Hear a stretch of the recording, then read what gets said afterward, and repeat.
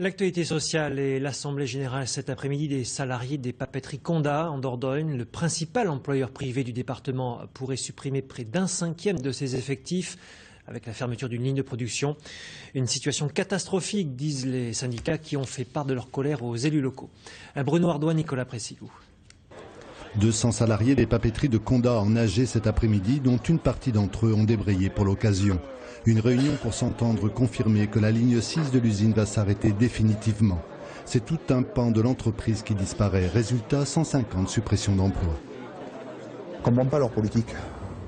On ne sait pas. On a toujours démontré qu'on avait un savoir-faire à Condat et qu'on savait le mettre en œuvre et sortir des produits qui étaient appréciés de par nos clients. Et on a du mal à comprendre qu'on veuille casser notre outil de production comme ça du jour au lendemain. Si jamais la 6 s'arrête déjà et s'il faut un plan social et puis qu'ils commencent à foutre tous les jeunes dehors et que les vieux qui vont s'en aller dans les années à venir, c'est la mort de Condat, c'est fini après.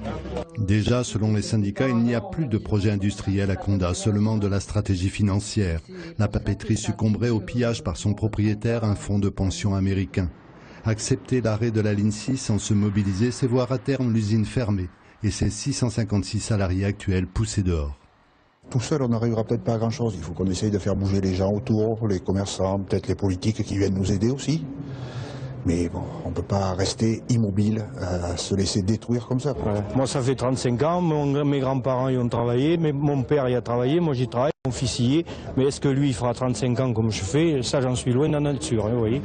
Un rassemblement du personnel est prévu demain matin à la reprise du CE extraordinaire suspendu vendredi dernier. Un premier pas vers la mobilisation.